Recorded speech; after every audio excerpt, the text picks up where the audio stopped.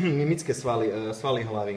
Čiže ako prvý máme musculus orbicularis oris, čo vlastne sa nachádza v celej oblasti, vlastne pozakrytý kožou, čiže ho nie je vidno. Uzatvára ústnu šturbinu. Potom je musculus zygomaticus, ktorý sa ťahne pod arcus zygomaticus. Odstupuje na ermovom oblúku a upína sa na orbicularis oris, na ústny kútik. A zaťahuje a dvíha ústny kútik, čiže tento. Musculus zygomaticus. Potom je musculus levator nasolabialis, to je tento tu. Ale to je labii superioris, dobre, pardon, čiže tento tu je musculus levator nasolabialis. Odstupuje od os frontale a os nasale, upína sa na horný písk a laterálna časť nozdry. Vlastne on takto tu celý by to prekrýval. A funkcia dvíha horný písk a rozširuje nozdru.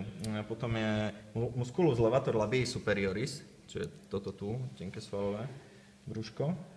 Je to miesto spojenia medzi os zygomaticum, os lacrimale a maxilou.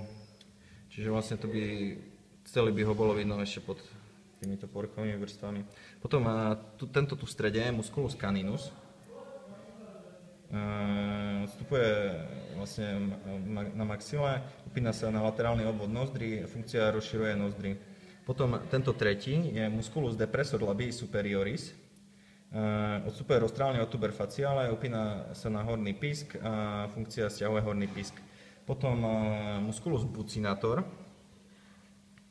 to je tento tu, čiže, ktorý má pars buccalis a pars molaris. Tá pars molaris by sa nachádzala mediálnejšie, čiže pars buccalis je vlastne táto tu. Sval ako celok pritlača líco k stoličkám, vytlača potravu z vestibulum buccale a sliny z glandule buccales.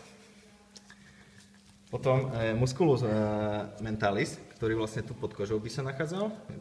Áno, na dotyk je to veľmi mäkké. Je to plochý sval a tvorí súčasť brady.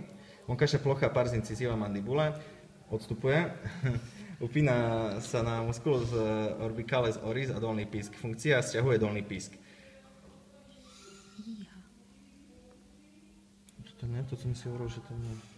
Potom orbicularis oculi, ktorý bol vlastne okolo očnice. Funkcia uzatvára očnú štrbinu.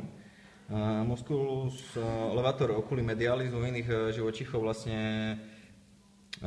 vytvoril silné ploché, tenké svalové brúško, ale u prežuvavcov sa nenachádza, čiže ho nemám kde ukázať. Potom je to musculus malaris, ktorý tvorí slabé ploché brúško. U prežuvavcov je tento sval vyvinutý silnejšie ako ostatných, čiže preto ho vidno, že to nie je až také slabé ploché brúško. A musculus frontalis je u prežuvavcov silne vyvinutý, ale asi bol oddelený, nachádzal by sa niekde v tejto oblasti. To je musculus frontalis, ale asi bol aj z kožou oddelený, čiže preto tu nie je.